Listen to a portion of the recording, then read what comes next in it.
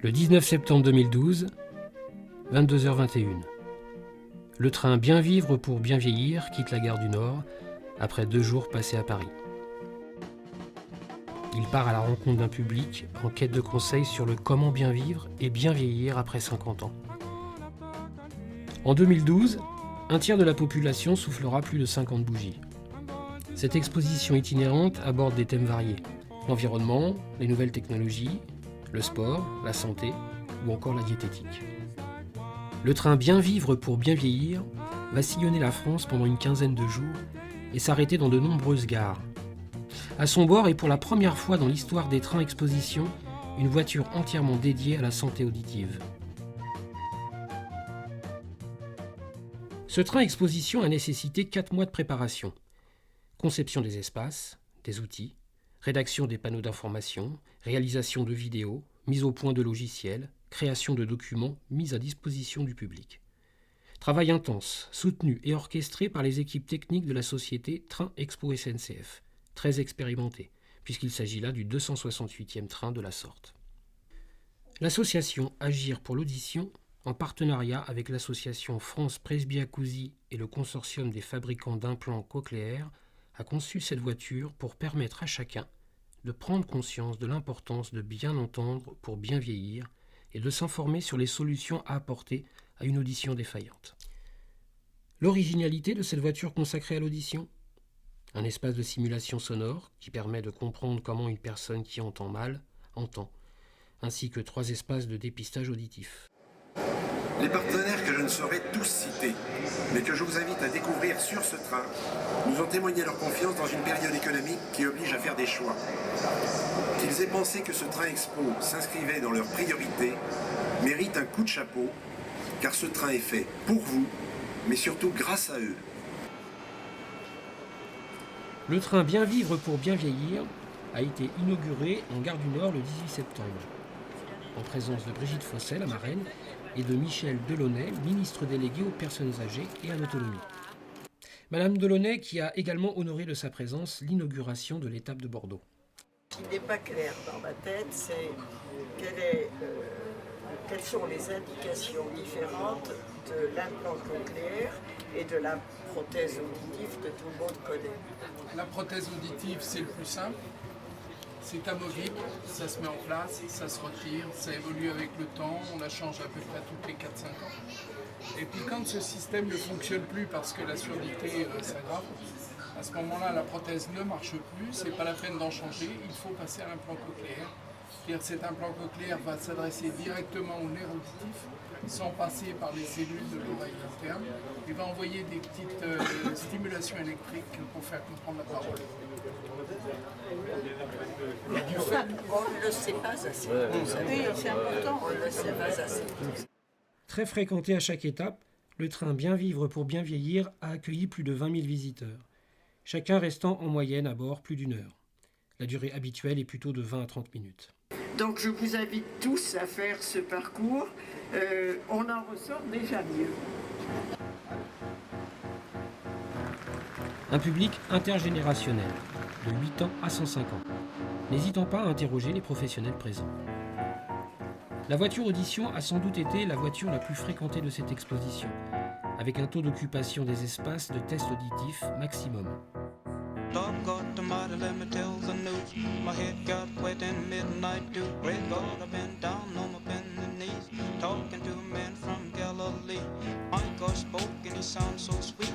I thought I heard the shuffle of angels' feet. He put one hand upon my head. Great God, the mighty, let me tell you what he said. Go tell it. Par exemple, si on prend le téléphone, donc là on est en audition normale. Et là, avec la simulation auditive. Le test auditif proposé ici par France Presbyacousie a été adapté du 1 test déjà lui-même réalisable par téléphone. Il s'agit d'un test de dépistage, de compréhension de la parole dans le bruit.